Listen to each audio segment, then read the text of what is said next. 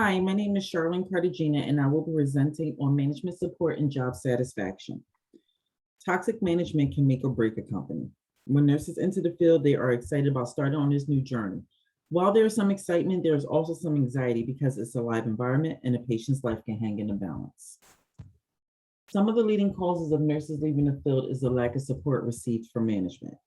While nurses are taught what to do at length when it comes to patient care, there are times that issues arise that they do not have experience with or immediately know what to do.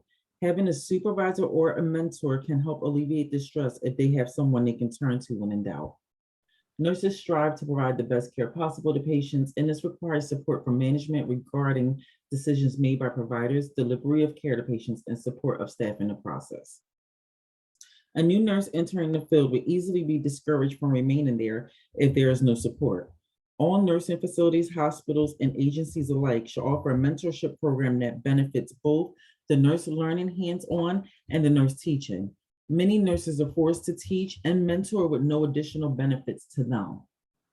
New nurses tend to either remain in the field or switch careers within the first 3 years of practice. This is heavily based on experiences received when working in the field.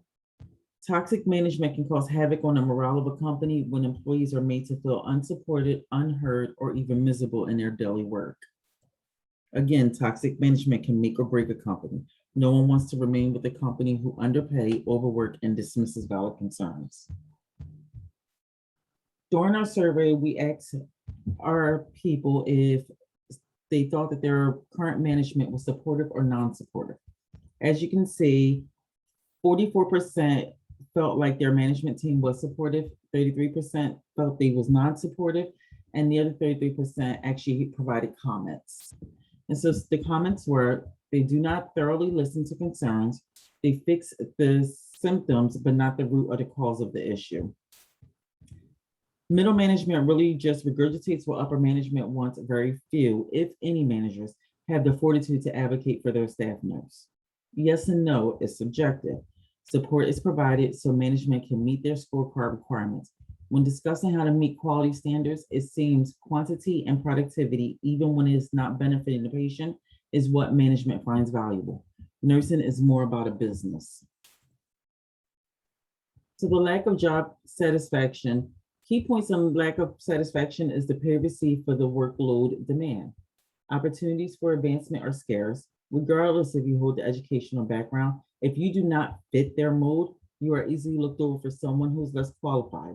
It was noted that male nurses rarely last in the field. They are degraded and demoted and eventually move on to other career paths. New vaccine mandate is causing nurses to leave the field and opt for other career choices as well.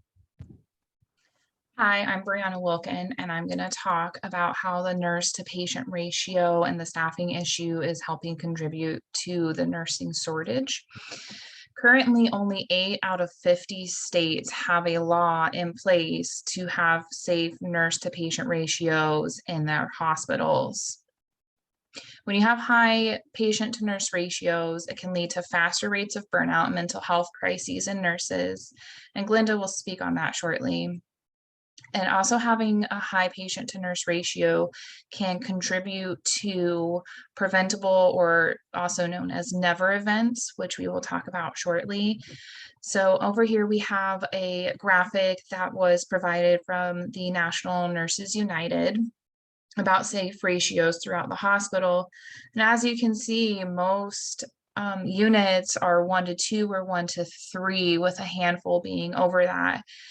But in most hospitals, we're seeing 1 nurse to 6, 7 patients, and this just isn't safe. It's not safe for the nurse, and it's not safe for the patient, and it can lead to patients being in the hospital longer because they're not feeling supported by their care team. And we're seeing this even more through the time of COVID because these patients can't even have their families there supporting them either.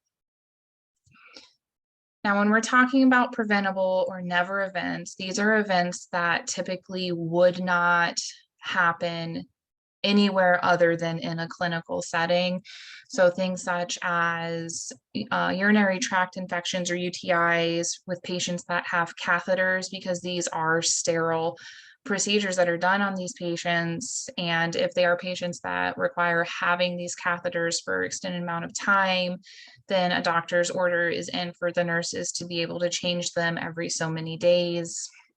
Another example that they're seeing a lot of right now is ventilator pneumonia. So these are patients who has a machine breathing for them, but they're contracting pneumonia because their machine isn't cleaned properly or because their patient isn't being moved in the way they need to be.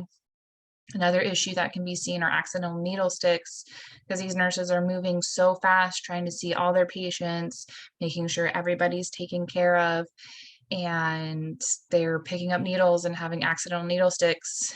Another issue are medication errors. So this could be a wrong dose, the wrong time, the wrong patient, or even the wrong medication. Another issue is post-surgical infections. A lot of patients do get to go home after surgery, but some have to stay inpatient while they heal and go through rehab. And these patients are seeing more issues with infection because their wounds aren't being properly cleaned or their dressings aren't being changed at a proper time.